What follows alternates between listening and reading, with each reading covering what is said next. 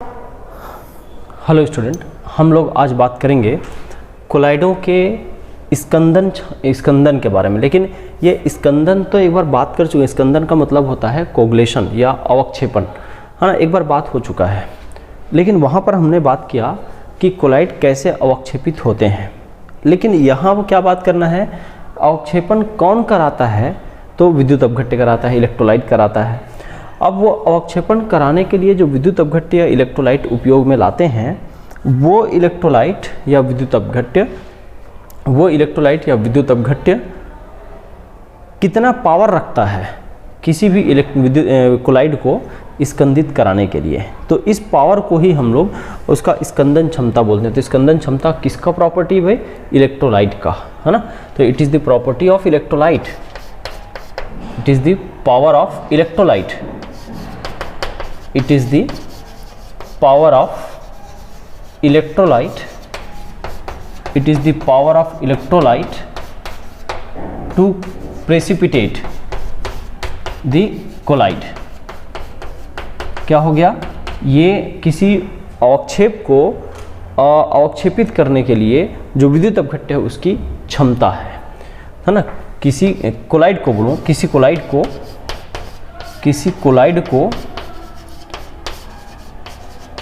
अवक्षेपित करने के लिए किसी कोलाइड को अवक्षेपित करने के लिए विद्युत अपघट्य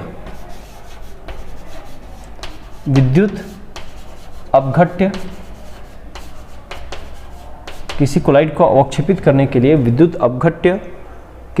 को अवक्षेपित करने के लिए विद्युत अपघट्य की क्षमता को हम लोग क्या बोलते हैं?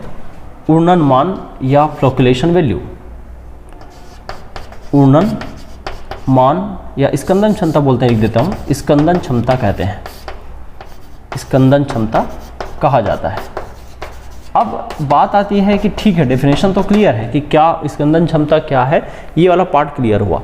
लेकिन इसको क्वांटिटेटिव वे में मतलब मात्रात्मक रूप से कोई वैल्यू के साथ दो का तुलना करना हो कि इस कोलाइड के लिए इतना, इस कोलाइड के लिए इतना, या इस विद्युत अपघट्य का इतना, इस विद्युत अपघट्य का इतना, तो उसको जब मात्रात्मक रूप से नापना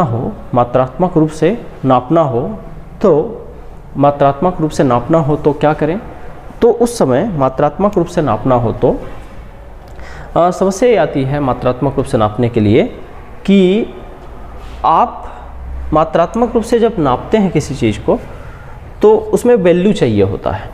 तो एक वैल्यू निकाला गया जिससे हम स्कंदन क्षमता को नापते हैं, उस वैल्यू को बोलते हैं ऊर्णन मान या फ्लक्चुएशन वैल्यू।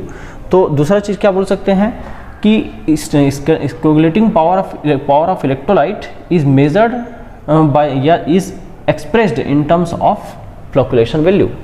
तो ये दूसरा पॉइंट हो जाएगा। क्या बोलेंगे भाई कि coagulating power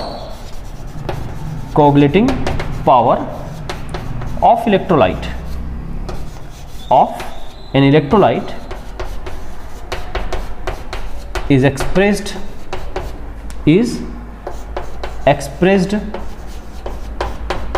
in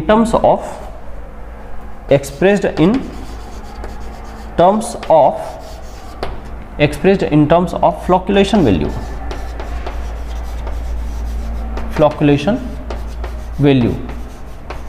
fluctuation value के टर्म पे एक्सप्रेस किया जाता है।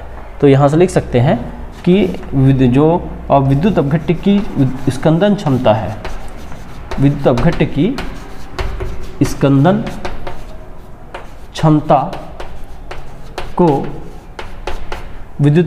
स्कंदन क्षमता को ऊर्णन मान से दर्शाते हैं। हाँ, अब ये क्या है उसको सोचते हैं। ये हो गया दूसरा पैराग्राफ कि हम लोग बोले कि पहले स्कंदन क्षमता क्या है, स्कंदन क्षमता को किस चीज़ से दर्शाते हैं? तो एक वैल्यू से दर्शाते हैं जिसका नाम है फ्लक्चुएशन वैल्यू, इंग्लिश में, हिंदी में ऊर्णन मान। फ्लक्चुएशन वैल्यू क्या है? अब फ्लक्चुएशन वैल्यू क्या होता है उसको मैं शॉर्ट में यहाँ से दिखाता हूँ। फ्लक्चुएशन वैल्यू का मतलब एक फॉर्मूला की तरह लेंगे। क्या लेंगे भाई कि मिलीमोल में हम लोग लेते हैं इलेक्ट्रोलाइट को और 1 लीटर सॉल्यूशन में पुट कर देंगे, है ना। क्या बोल रहा हूँ मिलीमोल ऑफ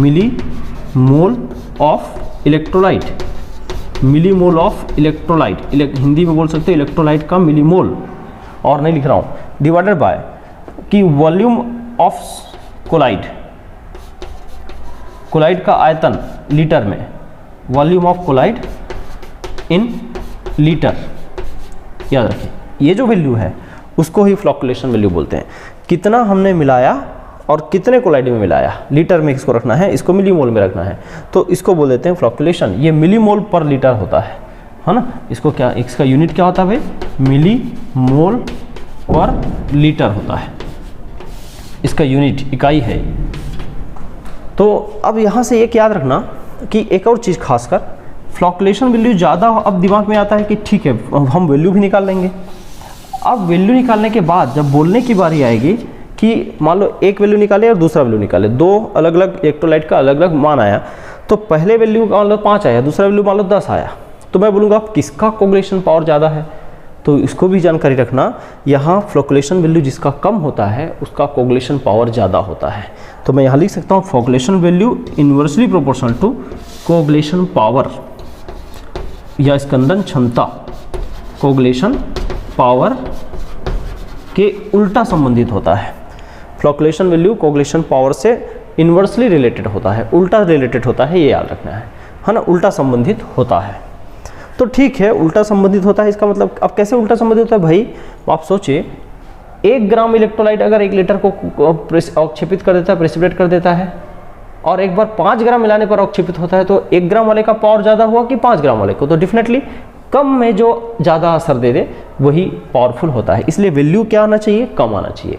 तो फ्लॉकुलेशन वैल्यू कम आने से कोगुलेशन पावर बहुत ज़्यादा होता है।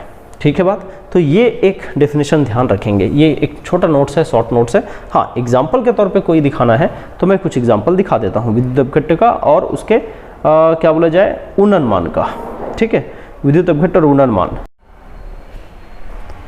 देखिए कुछ एनायन और कुछ कैटायन के जो बुक में रिपोर्टेड है उसका मैंने वैल्यू लिख दिया है। हो सकता है जो अलग अलग बुक में अलग अलग भी दे तो उससे ज़्यादा अंतर नहीं आएगा, लेकिन एक दो यूनिट का अंतर आएगा। तो यहाँ लिखा देखो, एनायन का तो अलग ही बात करूँगा और कैटायन का अलग बात करूँगा।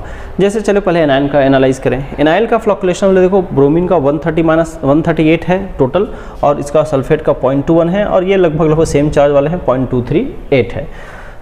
देखो हमने कहीं हार्डी-सुलजे लॉ पढ़ा था, उसमें बोला था कि जितना वैलेंसी बढ़ता है, चलो ये तो सेम वैलेंसी है, लेकिन इन दोनों को देखो वैलेंसी -1 से -2 हो गया, तो देखो वैलेंसी बढ़ने से फ्लॉकुलेशन वैल्यू अचानक बहुत घट गया, और फ्लॉकुलेशन वैल्यू घट गया मतलब कोगुलेशन पावर काफ़ी हाई हो गया।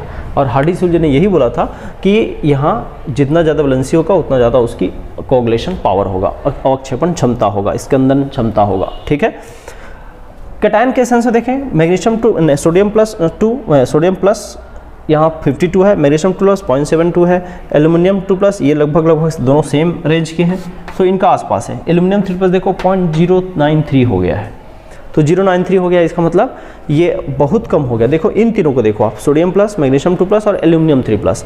तो सोडियम प्लस का 52 वैल्यू है रिपोर्टेड, और इसका 0.72, इसका 0.093। मतलब कहने का मतलब चार्ज बढ़ने के साथ साथ फ्लॉकुलेशन वैल्यू घट रहा है, लेकिन कोगुलेशन पावर बढ़ रहा है। हार्डी-सुलजे लॉ भी सही बैठ रहा है, और फ्लॉकुलेशन वैल्यू के जो संबंध है वो भी सही बैठ रहा है। ठीक है भाई, तो ये कुछ एग्जाम्पल मैंने दे दिया है। एक न्यूमेरिकल मैं इस पर करा देता हूँ जो आपके टेक्स्ट बुक में है वो। हाँ, देखेंगे कैडमियम सल्फाइड के कोलाइडी विलयन के 100 ml के स्कंदन के लिए 1 मोलार NaCl के 5 ml की आवश्यकता पड़ती है। NaCl के उन्नन मान की गणना कीजिए। इंग्लिश में लिख सकते हैं कि colloids of cadmium sulphide is taken 100 ml and for this precipitation for this require 1 molar NaCl 5 ml, then find the flocculation value of NaCl। क्या बोल रहा है भाई कि if colloidal solution of cadmium sulfide is given 100 ml and to precipitate this solution, this colloid, 1 molar 5 ml NaCl is required, find the coagulation power या flocculation value of NaCl। क्या है flocculation value का formula? बहुत easy भाई, है ना। Flocculation value का formula क्या है? फॉर्मूला ये है कि यहाँ हम लोग बोलते थे मिलीमोल, क्या लिखे थे? मिलीमोल ऑफ NaCl हो जाएगा और divided by volume of cadmium sulphide colloid, और इसमें लीटर होना चाहिए, है ना, ये लीटर में होना चाहिए।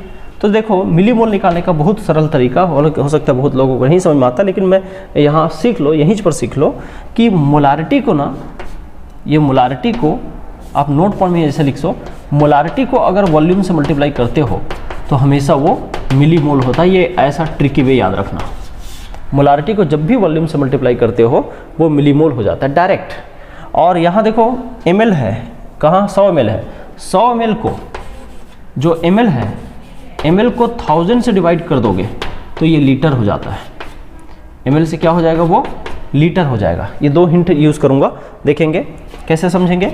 मिलीमोल ऑफ NaCl, NaCl का देखो मोलारिटी 1 दिया 1 मोलार और अमाउंट दिया 5 ml, यहाँ 1 × 5 कर दूंगा तो ये हो जाएगा मिलीमोल। ओके, डिवाइडेड बाय ये दिया अमाउंट 100 ml, इस 100 को डिवाइड कर दूंगा किससे? 1000 से, तो ये डिवाइडेड बाय 1000 कर दूंगा तो देखो ये हो जाएगा लीटर। तो मिलीमोल और लीटर आ गया, 2 0 कटेगा, ये बचेगा 0.1, ये उल्टा पलट के इधर ले जाओ तो ये 5 गुना ये पलट के 1/10 है, तो 1/10 क्या हो जाएगा? 10/1, तो आंसर आ जाएगा 50 हो जाएगा, है ना, 50 मिलीमोल पर लीटर हो जाएगा, मिलीमोल पर लीटर हो जाएगा, ये इसका आंसर है। तो इस क्वेश्चन में कुछ खास नहीं है, याद रखें क्या क्या, मिलीमोल निकालने के लिए मोलारिटी को उसी के वॉल्यूम से गुणा करना है। तो मैंने क्या किया भाई, 1 मोलारिटी है NaCl का और 5 वॉल्यूम है, ऊपर NaCl का वैल्यू होता है, नीचे कोलाइड का वैल्यू, तो कोलाइड दिया 100 ml, हमको चाहिए था 1 लीटर में, लीटर के यूनिट में, तो हमने क्या किया 100 को लीटर बदलने के लिए 1000 से डिवाइड किया, तो 1/10 बचा, 1/10 को जब डिवाइड को गुणा करके लिखा तो पलट के 10/1 हो गया, तो 50 आंसर आ गया। कहने का मतलब यहाँ पर 50 मिलीमोल पर लीटर आंसर होगा। तो ये हो गया स्कंदन क्षमता, ठीक है क्या? तो स्कंदन क्षमता और फ्लोकुलेशन वैल्यू को मैंने यहाँ पर क्लियर कर दिया है। अगले क्लास में प्रोटेक्शन ऑफ कोलाइड के बारे में जानेंगे।